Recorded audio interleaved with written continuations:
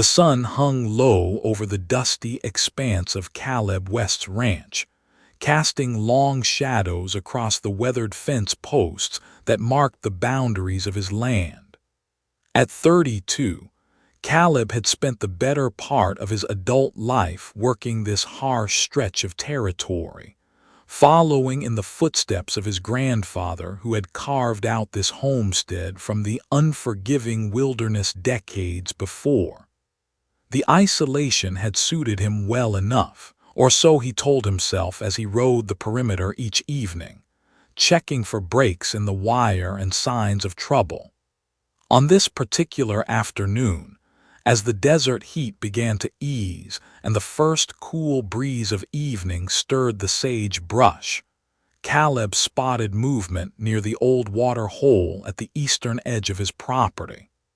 His weathered hands tightened on the reins as he urged his horse forward, squinting against the glare to make out the figure moving slowly among the rocks. Trespassers were rare this far from town, but not unheard of, and Caleb had learned long ago that a man's land was only as secure as his willingness to defend it.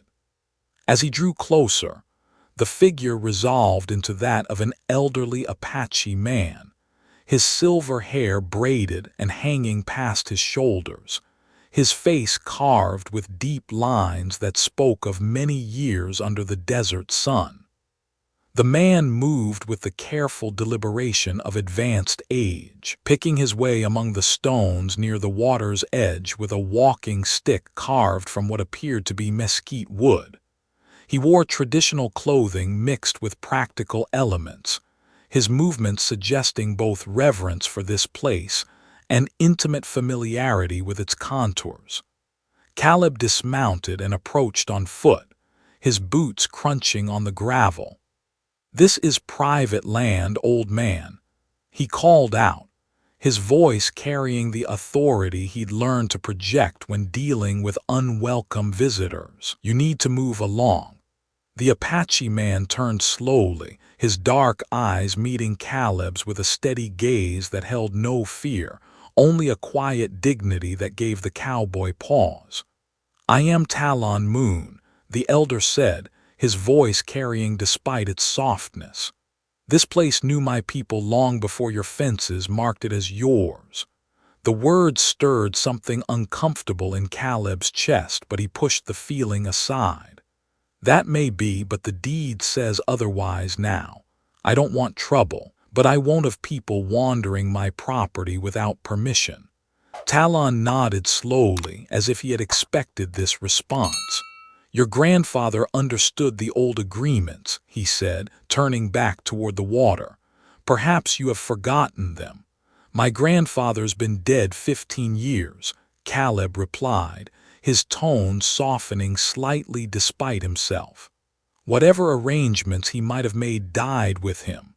As Talon began to move away from the water hole, his foot caught on a loose stone partially hidden by the dried grass. The elderly man stumbled, his walking stick skittering across the rocks as he fell hard onto his side. Caleb heard the sharp intake of breath, saw the way Talon's face contorted with pain as he tried unsuccessfully to rise. For a moment, Caleb stood frozen, his ingrained suspicion warring with basic human decency. Then training and instinct took over, and he was moving forward, kneeling beside the fallen man. "Easy there," he said, his hands gentle as he examined Talon's leg. "Looks like you might have twisted your ankle pretty good." Talon's breathing was labored, sweat beading on his forehead despite the cooling air. "I am fine," he said through gritted teeth, but his attempt to stand sent another wave of pain across his features. "No, you're not," Caleb said firmly. "That ankle's swelling already, and you're a long way from help out here." He looked around, calculating distances and options. "I'm going to get you back to the house, get some ice on that injury." "I do not need your charity," Talon said, but his voice lacked conviction. "It's not charity," Caleb replied, surprising himself with the gentleness in his own voice. "It's just what you do when someone gets hurt on your land." The journey back to the ranch house was slow and careful, with Caleb supporting the older man's weight and leading his horse with the other hand. Talon said little during the walk, but Caleb caught him looking around with eyes that seemed to recognize every rock formation, every bend in the dry creek bed that wound through the property. There was something in that recognition that made Caleb increasingly uncomfortable, though he couldn't quite name why. The ranch house was a modest structure, built by Caleb's grandfather in the traditional style, with thick adobe walls and a deep porch that provided relief from the desert sun. Caleb helped Talon to one of the wooden chairs on the porch and went inside to fetch ice and bandages.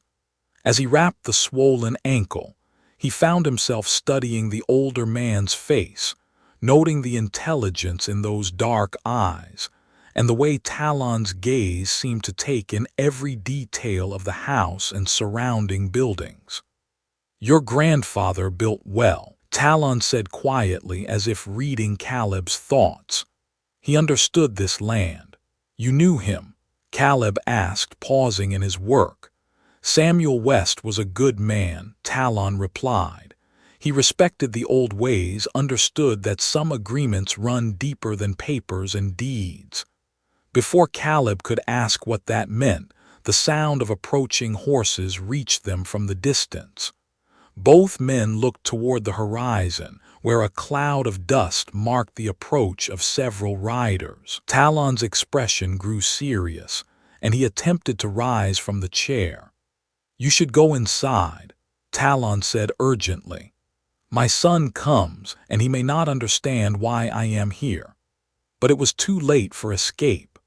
The riders crested the small rise that concealed the ranch house from the main approach, and Caleb felt his blood run cold as he counted at least 8 Apache warriors, their faces painted for war, their horses moving with the controlled power of experienced riders.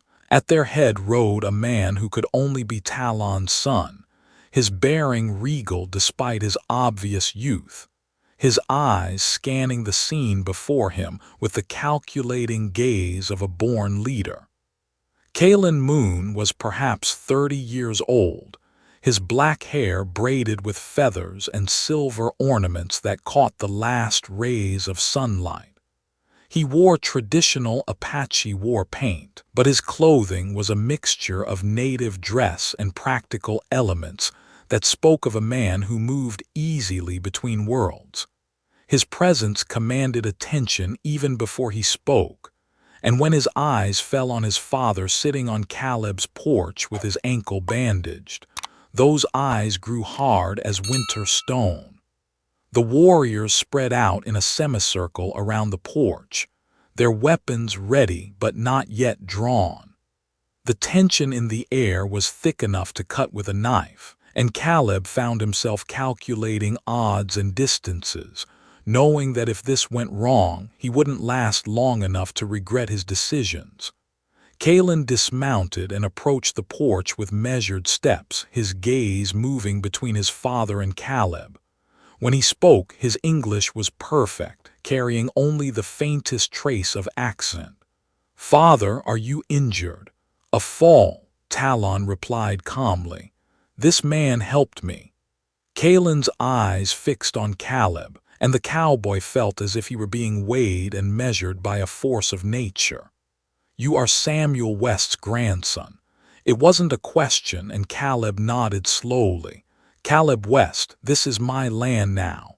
"Your land," Kalen repeated, and there was something in his tone that made it clear how little that meant to him. "You told my father to leave." "I did," Caleb admitted, seeing no point in lying. "But when he got hurt, I helped him. That's just what decent people do." For a long moment, the two men stared at each other, the weight of history and prejudice hanging heavy between them. Caleb could feel the warrior's eyes on him, knew that his life hung by the thinnest of threads. But something in Talon's steady presence beside him gave him the courage to meet Kalen's gaze without flinching. "My father says your grandfather understood the old agreements," Kalen said finally.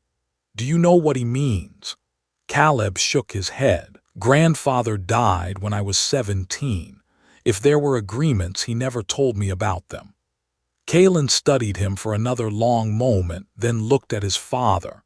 Talon spoke in Apache, his voice low but carrying clearly in the evening air. Caleb caught none of the words, but he could hear the rhythm of explanation, the cadence of an elder passing on important information. When Talon finished, Kalen's expression had changed subtly, the hardness giving way to something more thoughtful. "My father will need time to heal," Kalen announced. "He is old, and the journey back to our camp would be difficult for him now." Caleb felt his throat go dry. "What are you saying?" "I am saying that you will allow him to stay here while he recovers," Kalen replied, his tone making it clear that this wasn't a request. "And to ensure that he is properly cared for, I will leave 2 of my warriors to assist you with your ranch work." The words hit Caleb like a physical blow. The idea of having Apache warriors living on his property, even temporarily, went against everything he'd been taught about maintaining clear boundaries and avoiding complications. But looking at the determined faces around him, he realized he had little choice in the matter. "For how long?" he asked. "Until my father is well enough to travel safely," Kalen replied. "Perhaps a few weeks." "A few weeks."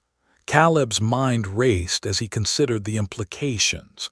His nearest neighbors were miles away, and the town was a day's hard ride. If something went wrong, if these arrangements led to trouble, he would be completely on his own. But Talon's steady presence beside him, and the memory of the old man's dignity even in pain, made him nod reluctantly.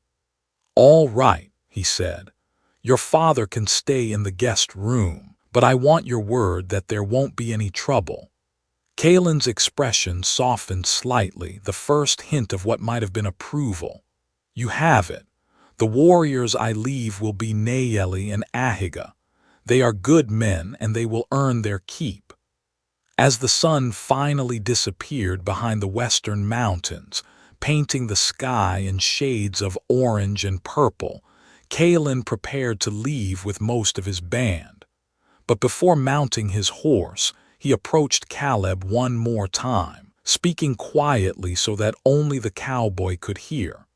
"My father sees something in you that reminds him of your grandfather," Kalen said. "Do not disappoint him, or me." With that, he was gone, leading his warriors back into the gathering darkness and leaving Caleb alone with Talon and the 2 Apache men who would now be sharing his isolated existence. Nayeli was perhaps 25, tall and lean, with intelligent eyes and hands that moved with the precision of someone accustomed to detailed work. Ahiga was older, closer to 40, with broad shoulders and a quiet manner that spoke of deep reserves of strength and patience. That first night was awkward beyond description. Caleb prepared a simple meal of beans and cornbread, unsure of what his guests might prefer, but knowing that hospitality demanded he offer what he had. To his surprise, both warriors ate without complaint, even offering quiet words of appreciation for the food. Talon, despite his injury, insisted on helping with the cleanup, moving carefully but with obvious determination to pull his own weight. As they settled in for the night, Caleb found himself lying awake in his own bed, listening to the unfamiliar sounds of other people in his house. For 15 years, he had lived alone on this ranch, finding solace in the solitude and predictability of his daily routines. Now, suddenly, His world had been turned upside down by circumstances he never could have imagined. The next morning brought new challenges and unexpected revelations.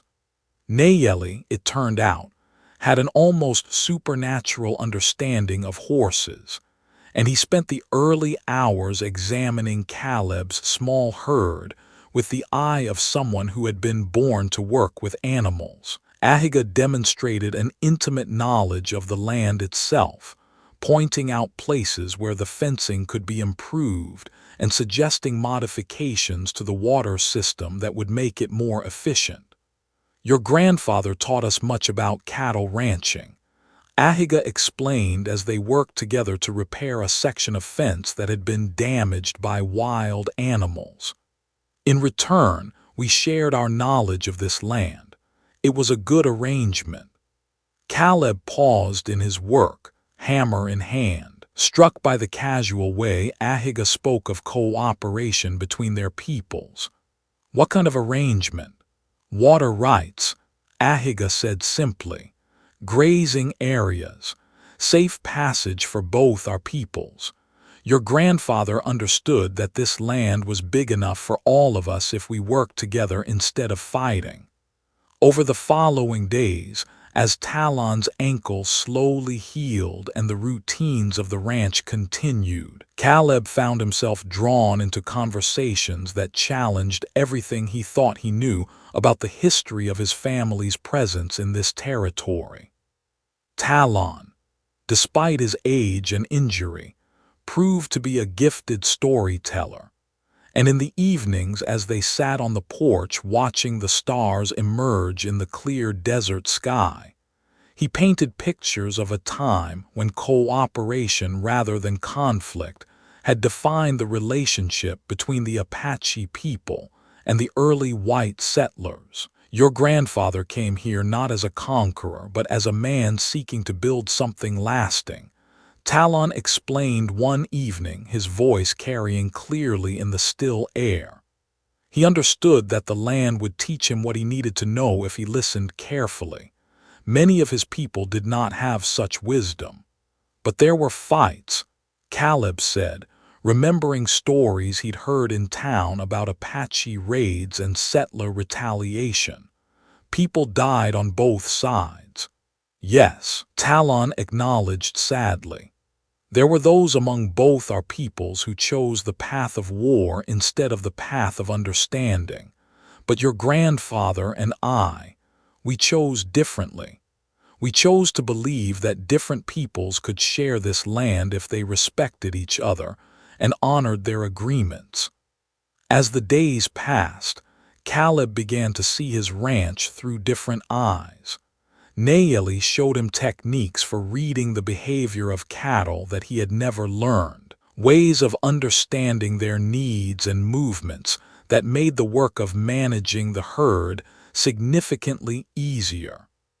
Ahiga taught him about the water cycle in this particular microclimate, explaining how the seasonal patterns of rainfall and drought affected everything from grass growth to the behavior of wildlife.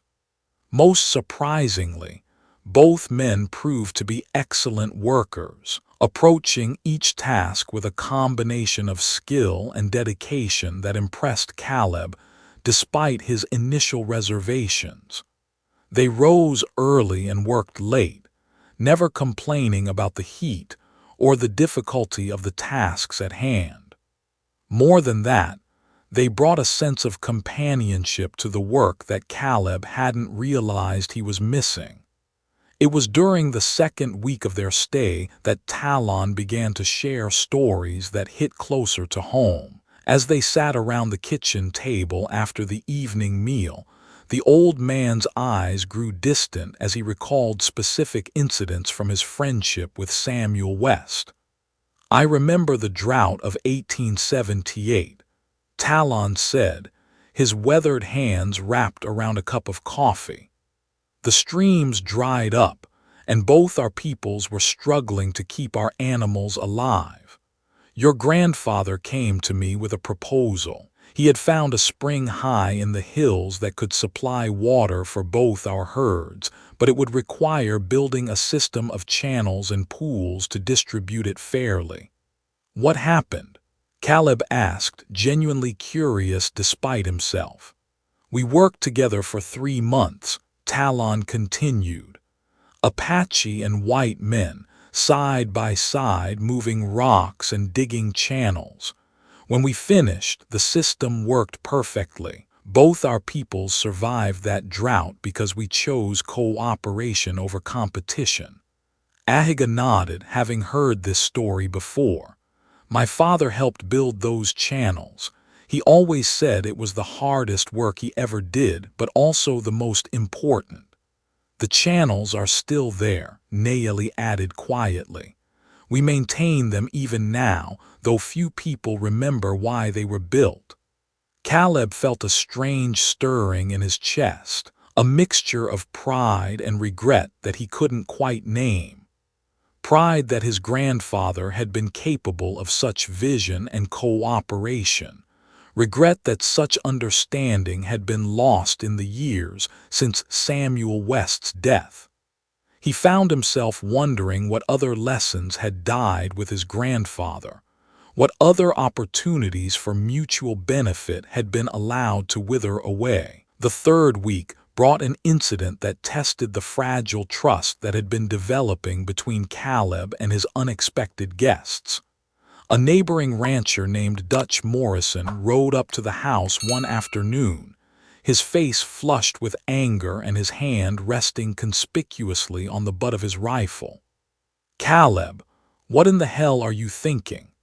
Morrison demanded, gesturing toward Nayeli and Ahiga, who had paused in their work to observe the confrontation. "You got Apache living on your land now. Have you lost your mind?"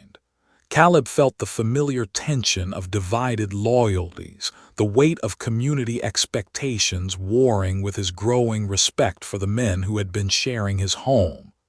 "They're helping out while the old man recovers from an injury," he said carefully. "It's temporary." "Temporary, hell," Morrison spat. "You give these people an inch, they'll take everything you got. Your grandfather was a fool for trusting them, and you're being an even bigger fool." The words hit Caleb like a slap, and he felt anger rising in his chest. But before he could respond, Talon appeared on the porch, moving slowly but with unmistakable dignity despite his bandaged ankle.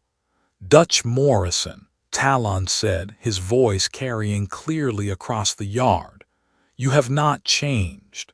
Morrison's face went pale, and his hand moved more obviously toward his weapon. "I know you, old man. You were there when they hit the Henderson place back in '75. "I was there when your people attacked our hunting party first," Talon replied calmly. "I was there when cooler heads on both sides tried to prevent the bloodshed that followed.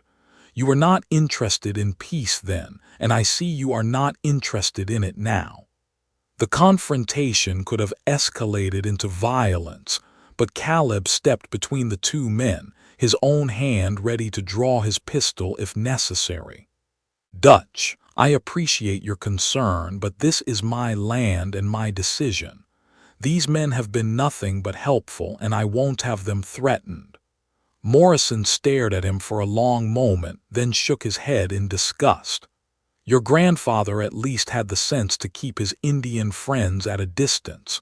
You're making a mistake that's going to cost you everything." With that, he wheeled his horse around and rode away, leaving a cloud of dust and tension in his wake. Caleb watched him go, knowing that word of his Apache problem would be all over the county within days, but finding that he cared less than he might have expected. That evening, as they sat on the porch watching the sunset, Talon spoke quietly about the incident. "Morrison speaks for many of your people. They see only the conflict, not the possibilities for cooperation." "And your people?" Caleb asked. "Do they see possibilities or just old grievances?" "Some see one, some see the other," Talon admitted. But Kalen, my son, he is a leader who understands that the world is changing. The old ways of war and separation will not serve any of our peoples in the times that are coming. What do you mean? Talon gestured toward the eastern horizon, where the railroad would soon bring dramatic changes to their isolated world. The railroad comes. Mining companies follow. More settlers, more pressure on the land and water. Our peoples can fight each other while others take everything. Or we can work together to protect what matters most.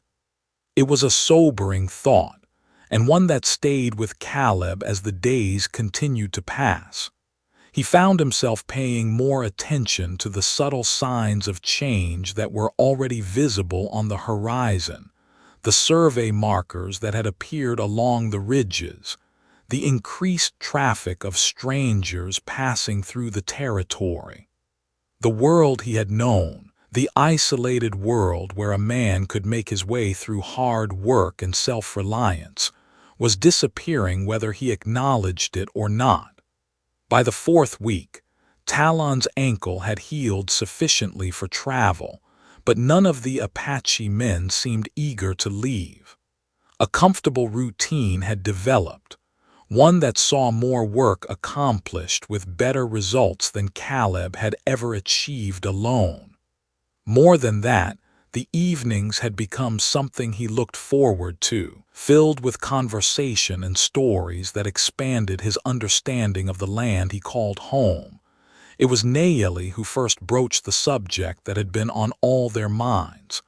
"The old agreements your grandfather made," he said one evening as they worked together to repair a broken water pump. "They could be renewed."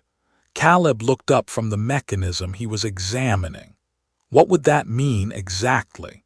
Shared water rights, Ahiga explained. Cooperation in managing grazing areas, protection against outside threats that affect us all. And in return, labor when you need it, Nayeli said. Knowledge of the land and animals that has been passed down for generations, an alliance that makes both our peoples stronger. The idea was both appealing and terrifying. Caleb had grown comfortable with his isolation, but he could see the practical benefits of what they were suggesting. More than that, he had come to genuinely respect and like these men, to value their insights and their company in ways that surprised him. The decision was ultimately made for him by events beyond his control. A messenger arrived on a lathered horse, bringing word that Kalen needed to speak with his father urgently. When the Apache leader arrived the next day, his usual composed demeanor was strained with worry and anger. "The railroad company has filed claims on the water rights to Willow Creek," he told them without preamble. They plan to divert the stream to supply their construction camps and mining operations. Caleb felt his stomach drop. Willow Creek provided essential water for his cattle, and without it his ranch would become unsustainable within a matter of months. "They can't just take the water," he protested. "I have rights." "Rights that are not properly documented," Kalen replied grimly. "Rights that mean nothing to companies with lawyers and government connections. They will take what they want unless we stop them." "How do we stop them?" It was Talon who answered, his voice carrying the weight of years and hard-won wisdom. "The same way your grandfather and I stopped those who would have taken everything from both our peoples, by standing together." The proposal that emerged from their discussions was both simple and revolutionary. The Apache people and Caleb would form a formal alliance, pooling their legal claims to water rights and grazing areas, presenting a united front against outside interests that threatened their way of life. It would require trust, compromise, and a willingness to set aside generations of mistrust and prejudice. For Caleb, It meant acknowledging that his vision of rugged independence was not only unsustainable but ultimately counterproductive. For Kalen and his people, it meant working with white settlers in a way that many of their people would view with deep suspicion. There will be opposition from both sides, Kalen warned. Your neighbors will call you a traitor to your own people. Some of mine will say the same about me. But if we succeed, Talon added, we create something new, something that serves the future instead of fighting the past. Caleb looked around at the faces of the men who had become his unexpected allies, seeing in their eyes the same mixture of hope and determination that he felt stirring in his own chest. The ranch that had once represented isolation now had the potential to become something entirely different, a bridge between peoples and a model for cooperation in a rapidly changing world. The agreement they forged that day was not just about water rights and grazing areas, though those practical matters were essential. It was about choosing a different path forward, one that required courage, trust, and a willingness to believe that people who had been taught to see each other as enemies could instead become partners in building something better. As summer gave way to autumn, and the legal challenges began in earnest, Caleb found his life transformed in ways he never could have imagined. The isolated cowboy who had once seen trespassers as threats now found himself part of a community that transcended the boundaries of race and tradition. The partnership with the Apache people brought not just practical benefits, but a sense of purpose and belonging that filled spaces in his life he hadn't even realized were empty. The railroad and mining companies would prove to be formidable opponents, backed by government connections and vast financial resources. But they would also discover that they faced something they hadn't anticipated, a coalition of peoples who understood the land intimately and were willing to fight for it with both legal challenges and practical resistance. Standing on his porch, as the first snows of winter began to dust the distant mountains, Caleb reflected on the extraordinary series of events that had brought him to this point. A chance encounter with an elderly Apache man had revealed connections and possibilities that had been hidden for decades, transforming not just his understanding of his own history, but his vision of what the future might hold. The isolation that had once defined his existence had given way to something richer and more complex, a web of relationships and mutual obligations that made him stronger rather than more vulnerable. He was no longer just Caleb West, the solitary rancher fighting to maintain his independence in an indifferent world. He was part of something larger, a member of a community that spanned cultural boundaries and offered hope for a different kind of future. The last cowboy had become the first partner in a new kind of alliance, one built not on the myths of rugged individualism, but on the harder and more rewarding work of cooperation, understanding, and shared responsibility for the land they all called home.